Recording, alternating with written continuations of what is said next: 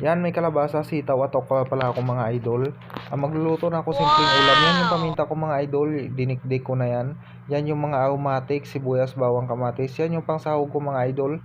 Pinarito ko lang pala yan, lechon kawali. Nakaprepare na pala yung mga idol, lalo na yung kawali. Ginisa ko na yung sibuyas. Sinunod ko yun yung bawang at kamatis para mahalo-halo na yan. Nilagay ko na yung mga idol yung kalabasa, sabay mekos-mekos namin ni Insan ko yan. Yan na pala mga idol, nilagay ko na yung sahog niya, yung fried pork. Lechon kawali pala yung mga idol, hiniwa-hiwa ko lang ng maliliit para pang sahog ko dyan sa gulay ko. Tapos yan pa yung tira pala mga idol. So yan yung sitaw at saka okra. Tapos nilagyan ko na yung tubig mga idol para mahalo na. Tapos nilagay ko na yung sitaw. Mabilis lang pala maluto yan mga idol kasi luto na yung pangsahog. Sinunod ko na din yung okra at saka siling green.